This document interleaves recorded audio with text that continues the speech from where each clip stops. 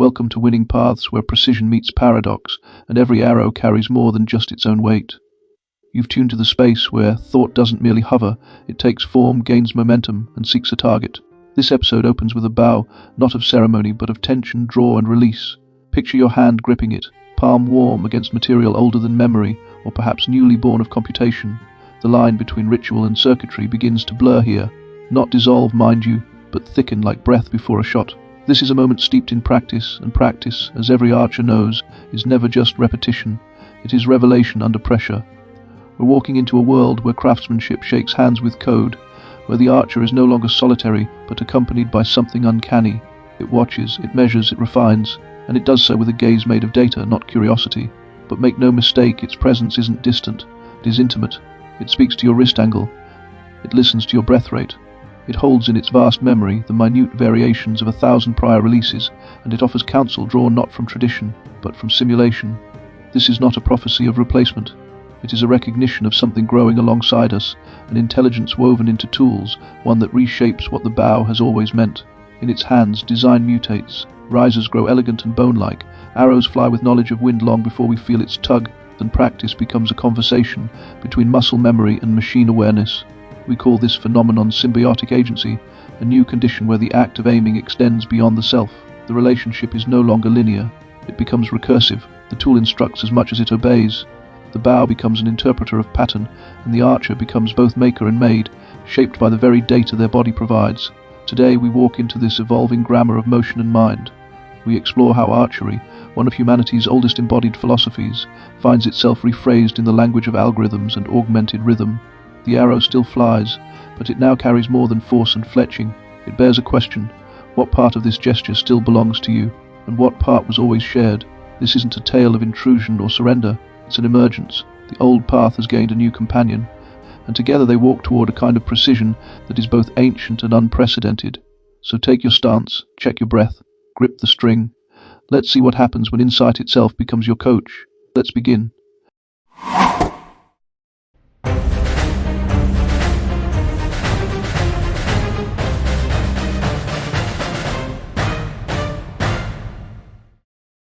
Matter and mind meet wherever a purpose touches a tool.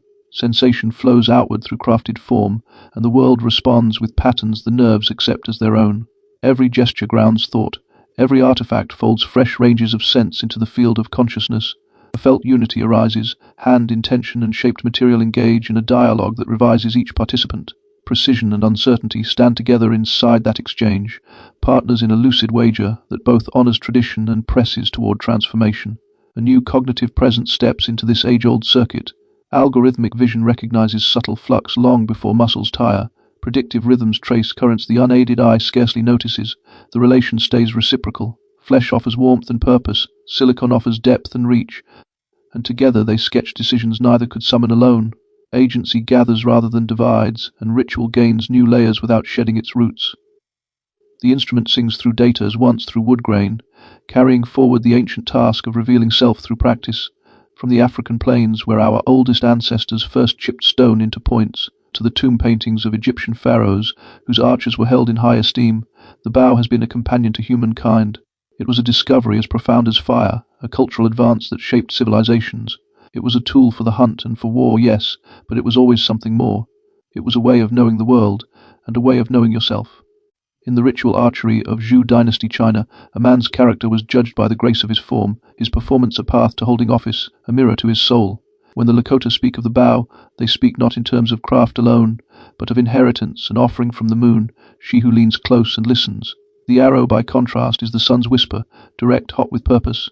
Together, they hold a symmetry not unlike that of breath and heartbeat, two forces pulling against one another to form a kind of stillness.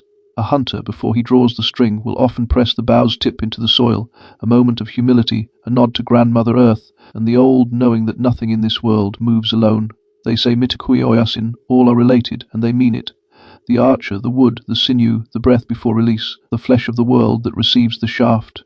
None stands apart, but now into this old communion another presence has crept. It does not smell of pine or hear the tremble of birds. It does not pause at the edge of the field to feel the wind. It speaks in digits and circuits, cold, certain, wordless. The bows it crafts are not shaped by hand, but modelled by design, their arc guided not by memory, but by outcome. Artificial intelligence, they call it. Yet there is nothing artificial about its arrival. It is as real as rain on a silent morning. And it is not merely watching, it is altering the ritual itself. The story is shifting. And the circle, once unbroken, must now account for a mind that remembers nothing of the stars. This is not just another refinement of the tool. This is a new kind of partner, a cognitive presence that offers what some call a symbiotic agency, a state where human and machine share in the making of decisions, in the very act of creation. It brings a question that hangs in the air like a held breath. What becomes of the ritual, of the archer's soul, when the tool itself begins to think? The change begins with the bow itself, the familiar curve of wood and laminate now being dreamed into new shapes by a mind that is not human. Through a process called generative design, a bowyer can tell an AI the rules of the game, the desired weight, the necessary stiffness, the limits of a certain material, and the machine will explore a design space vaster than any human could walk in a lifetime. It returns with thousands of options, many of them with intricate, non-intuitive geometries that look like something grown rather than made, skeletal and strange and utterly efficient. This is the autogenetic design theory at work, a digital evolution where saloons reproduce themselves, passing on their best traits under the pressure of selection, until a riser emerges that is lighter and stronger than its predecessors. Studies have shown this process can reduce a riser's mass by a significant margin, in one case by 22%, while keeping its stiffness the same. The AI can also choose the very stuff the bow is made of, analyzing composites and polymers to find the perfect blend of strength, weight, and durability, the process that can cut development time in half. This moves the craft from the familiar comfort of yew and black locust to the precise, engineered world of carbon fiber laminates and proprietary alloys. The hand of the craftsman, with its deep material knowledge born of long practice, now works alongside an intelligence that offers a different kind of truth, one built from data. The arrow, too, has its secrets revealed. Its flight through the air, that brief, beautiful arc, was once a mystery solved only by feel and endless repetition, the private understanding between the archer and the wind. Now computational fluid dynamics, enhanced by machine learning, makes the invisible visible. Researchers have developed new aerodynamic models that can predict an arrow's path with astonishing accuracy. They do this by accounting for something that was always there but never truly seen: the tiny, constant shift of the arrow's aerodynamic pressure center as it flies. By simulating this dance, these new models can predict an arrow's flight with 15% more accuracy in a crosswind and 8% more in a headwind, offering insights that change how arrows themselves are designed. The bow and arrow, once artifacts of human hands and human intuition, are becoming artifacts of a shared mind. This new mind follows the archer from the workshop to the practice field. It watches. A single lens, steady and deliberate, follows the archer's form as though it remembers each breath taken in focus. The system it feeds speaks a language of angles and intervals, naming the joints, shoulder, elbow, wrist, and charting their quiet choreography. It captures the arc of movement from anchor to release, timing each gesture with clarity honed to a third of a second. In this new practice, vision becomes measure, and measure becomes a kind of insight, one that reveals the hidden rhythm of skill. The machine's attention holds steady, its gaze attuned to the precision that mastery demands, offering not oversight but an ever-present mirror to the craft. An AI archery coach can use deep learning models to classify different types of releases with over 95% accuracy, giving the archer instant, objective feedback on their technique. The goal is to perfect the body's mechanics, to turn the human form into a machine of pure consistency. The feeling of being watched goes deeper still. The system listens through skin and sinew, gathering the body's signals as they rise in motion. Wearable sensors collect each pulse of movement, sending streams of data into a model shaped to mirror the archer in real time. From streams of sensor data, a second self takes shape, one rendered in code but animated by the archer's own rhythm. Each movement finds its echo in a mirrored form built from data, lifting with the breath before the draw, bracing through the release, flowing with every tilt and twist of the spine. This digital reflection speaks the body's native rhythm, turning its gestures into a language of patterns and force. With each shot, the system offers a live response, translating posture into pressure, balance into strain, and casting it back in visual terms the archer can read in real time. On the screen, the interplay of stance and stress becomes visible, guiding adjustment and deepening awareness with every breath and draw. More advanced systems create a direct loop between the archer's inner state and the machine. They monitor heart rate variability, muscle tension, even the electrical whispers of the brain itself. Studies of elite archers have found that their brains show unique patterns of activity when they aim, a state of heightened focus and neural efficiency where all distractions are suppressed. An AI can learn to recognize this state and guide an archer toward it, with personalized feedback on their breathing or mental focus, the practice seen in the training of the South Korean Olympic team. The training ground itself can dissolve into a digital world. Augmented and virtual reality simulators like AccuBow attach a phone to a practice bow, plunging the archer into a 360-degree world, where they can hunt dinosaurs or play a round of archery golf, all while building muscle memory and overcoming the dreaded target panic. In this world, the archer is perpetually observed, measured, and guided. The internal personal feeling of a good shot is now validated by an external data-driven system. This is a different path to mastery than the one described by the Zen masters. In their tradition, the archer must learn an artless art to shoot without striving, to become so empty of self that the shot shoots itself. The AI, in its quiet, persistent way, offers another path, one of constant measurement, constant feedback, constant awareness of the self as a system to be optimized. The machine's watchfulness extends beyond a single shot, becoming a kind of stewardship over the archer's body and their performance in the field. Sports medicine is being remade by AI's ability to see the future. By analyzing an archer's workload, their biomechanics, and their history, AI models can now forecast the risk of injury before it happens. Systems like the NFL's Digital Athlete run millions of simulations to see which movements are most likely to lead to harm. For the archer, this translates into a clearer view of how posture shapes pressure, how certain stances press into the lower back, or stretch the shoulder beyond its natural range. These patterns shift with the body structure, with gender, with the draw weight held in hand.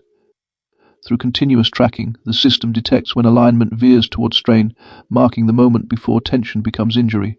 This foresight gives the coach a chance to step in early, to adjust technique with precision, preserving both form and long-term strength. This is a shift from reacting to injury to proactively managing the body as a complex system, a system whose breaking points the AI may understand better than the archer does. When injury enters the story, the system turns toward restoration, shaping recovery to fit the individual's pace and strength. It crafts a plan that follows the arc of healing, adjusting as muscles rebuild and movement returns, while tracking each milestone with quiet precision.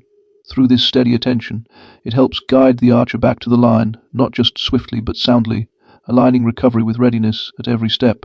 Out on the range, the AI acts as a mediator between the archer and the world. The ancient art of judging the wind, of developing a personal fudge factor through years of practice, gives way to the certainty of a ballistic calculator that computes the precise sight correction needed for any condition. This culminates in the adaptive bow sight. The Garmin 0A1i Pro gathers distance with a beam of light, using its laser rangefinder to measure the precise angled stretch between archer and target. From that reading, it traces the arrow's expected path, accounting for elevation and draw, and responds with a single point of light, a focused LED pin that marks exactly where the shot should fall. This moment, shaped by calculation and clarity, offers the archer a guide drawn not from guesswork, but from the geometry of motion itself. The human task of judging distance and choosing an aim point is simply removed from the equation. The archer's job is to place the dot on the target and execute the shot. The sight can store profiles for different arrows and even provides data on the shot itself, like the bow's level at release. Even the mental game of competition may soon be shaped by AI. Strategy engines can analyze an opponent's patterns, identifying weaknesses and tendencies under pressure that can inform an archer's own pacing and decisions in a head-to-head match. The field of play, once a space of pure human skill and intuition, becomes a space cohabited by machine intelligence. So where does this leave us, standing at the shooting line with a bow born of an algorithm in our hand, our form watched by a tireless eye, our aim guided by a point of light that knows the wind better than we do? The old words like agency and precision and ritual feel changed, their meanings stretched to hold this new reality. This is the world of symbiotic agency, where we act in partnership with the machine. The technology can enhance our abilities, pushing the boundaries of what is possible, creating a kind of super agency, where we are more capable and more creative than before. Yet there is a tension in this partnership. When the AI corrects our form, calms our mind, and tells us where to aim, our own agency becomes a shared thing, a negotiation between our intent and the machine's logic. This is the heart of the matter. The path to perfection in archery has always been a journey inward. For the traditionalist, it is about stripping away technology to get closer to the core challenge, about how close you can get, not how far you can shoot. For the Zen practitioner, it is about stripping away the self, about achieving a state of thoughtless action where the archer and the shot become one. The path offered by AI is a different one. It is a path of accumulation, of data, of relentless optimization. It seeks to perfect the shot by knowing everything about it. It does not ask us to empty our minds, but to fill them with its own perfect calculations. Technology has always been a part of craft, a way to simplify process and push the limits of material. The soul of archery is not some fragile thing to be broken by innovation. It is a living practice, a relationship. The question is about the nature of the relationship we are now building. The relationship between archer and tool has entered a new phase, shaped by circuitry and beams that register each motion in pulses of precision. Where once the connection flowed through carved wood and feathered shaft, it now evolves through data and responsive code. As the archer refines their stance and draw, the system adapts in kind, learning the contours of movement and rhythm. Together, they form a synchronized practice, body and machine adjusting in tandem, each informing the other toward greater harmony in the act. Side by side, we align our focus on the far-off mark, drawing breath before release. In that shared moment, the question rises: does the arrow carry us toward a clearer grasp of the world's laws, or toward a sharpened image of who we are becoming through its flight? And so we come to the quiet at the end of the shot, not as a conclusion, but as a moment held mid-air before the arrow lands. What we've walked through today isn't a warning nor a celebration. It's a mapping of a new terrain, where ancient ritual and emergent intelligence meet, not by accident, but by inevitability. The bow remains curved in its quiet promise. The hand still holds. But something else now leans beside us, a presence shaped in code, alert to rhythm, fluent in geometry, eager to learn and guide. The archer who once listened to the wind now listens also to the interface. The practice deepens, the feedback sharpens, the question expands. Where once mastery arrived through solitude and discipline, now it emerges through feedback loops and mirrored motion. But the path is still walked with breath, muscle, and choice. To shoot well in this new world is still to commit, to act with presence, to attend to form, to invite meaning into movement. And meaning still answers. It changes shape but not substance. The ritual adapts, the practice grows. So wherever you stand, on forest range or digital field, take up the bow not with fear of change, but with the steadiness of one who recognizes the continuity inside transformation. You are not less archer for sharing space with the machine. You are part of a lineage that has always adapted, always tuned the self to the tool and the tool to the self. May your aim hold true. May your rhythm speak clearly. And may the grip you carry hold not just your hand, but the evolving code of a craft still becoming. This has been Winning Paths. We'll meet again at the line.